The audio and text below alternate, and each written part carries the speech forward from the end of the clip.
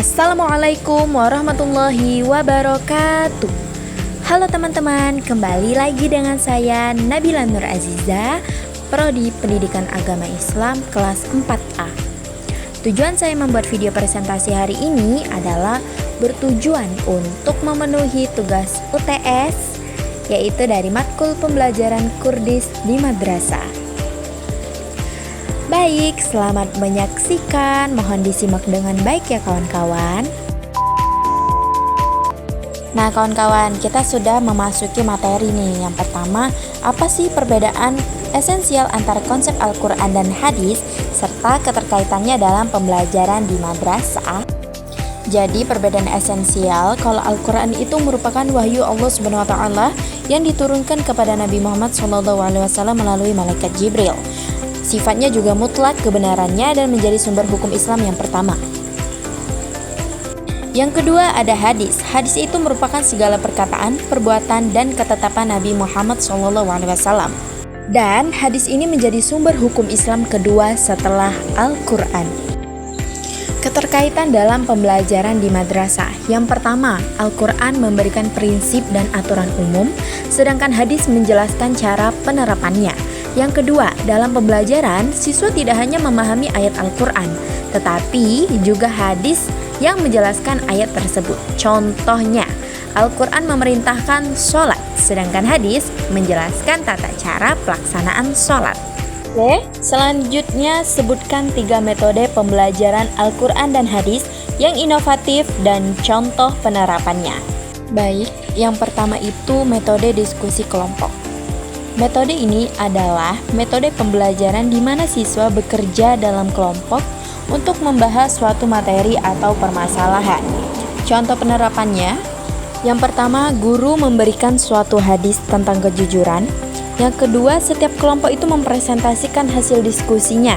Yang ketiga, siswa dibagi beberapa kelompok untuk memahami makna hadis dan mencari contoh perilaku jujur dalam kehidupan sehari-hari. Selanjutnya, ada metode problem-based learning atau pembelajaran berbasis masalah. Jadi, maksudnya adalah pembelajaran yang dimulai dengan suatu masalah nyata sehingga siswa berpikir kritis untuk menemukan solusi berdasarkan Al-Quran dan hadis. Contoh penerapannya, guru memberikan masalah, mengapa berbohong dapat merusak kepercayaan dalam masyarakat. Selanjutnya, siswa itu diminta untuk mencari ayat Al-Quran dan hadis tentang kejujuran. Dan yang terakhir, siswa menjelaskan solusi berdasarkan ajaran Islam. Nah, metode yang terakhir ini adalah metode role playing atau bermain peran. Artinya, metode ini adalah pembelajaran dengan memerankan suatu situasi atau peristiwa agar siswa lebih memahami nilai yang diajarkan. Contoh penerapannya, yang pertama, materi hadis tentang tolong-menolong. Yang kedua, beberapa siswa memerankan situasi, membantu teman yang kesulitan belajar, terus menolong orang yang membutuhkan. Dan yang terakhir, setelah itu guru dan siswa menganalisis nilai yang terkandung dalam hadis tersebut. Nah, selanjutnya apa sih pengertian penilaian otentik dan alasan relevansinya dalam pembelajaran Al-Quran dan hadis? Jadi, penilaian otentik adalah proses penilaian yang menilai kemampuan siswa secara nyata dan menyeluruh, meliputi pengetahuan, sikap, dan keterampilan melalui tugas yang mencerminkan kehidupan nyata. Contoh bentuk penilaian otentik. Yang pertama, praktik membaca Al-Quran, terus presentasi makna hadis, proyek membuat poster nilai-nilai hadis, dan observasi sikap siswa dalam kehidupan sehari-hari. Nah, kalau yang terakhir ini tidak mungkin kan seorang guru tuh mengawasi kehidupan sehari-hari para siswanya. Jadi, kita nanti jika sebagai seorang pendidik, hendaklah kita itu punya hubungan yang baik dengan orang tua.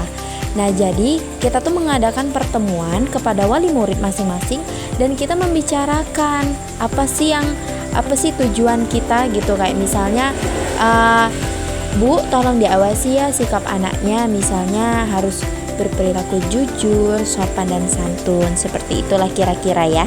Nah, mengapa sih lebih relevan dibanding tes tertulis biasa? Nah, yang pertama itu menilai aspek sikap dan akhlak, bukan hanya pengetahuan. Yang kedua, mencerminkan penerapan nilai Al-Quran dan hadis dalam kehidupan nyata. Yang ketiga, mengukur kemampuan praktik seperti membaca Al-Quran dengan tajwid yang benar. Dan yang terakhir, memberikan gambaran kemampuan siswa secara menyeluruh dari aspek kognitif, afektif, dan psikomotorik. Jadi lebih efektif ya kan? Nah, sekarang kita sudah memasuki sesi terakhir. Jadi itulah ya kawan-kawan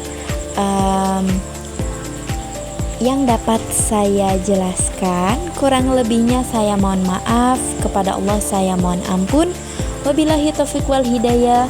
Wassalamualaikum warahmatullahi wabarakatuh. Semoga apa yang kalian dengarkan dan apa yang kalian dapatkan bermanfaat buat kalian semua dan menjadi amal jariah buat saya. Terima kasih. Dadah, semoga kalian sehat selalu ya.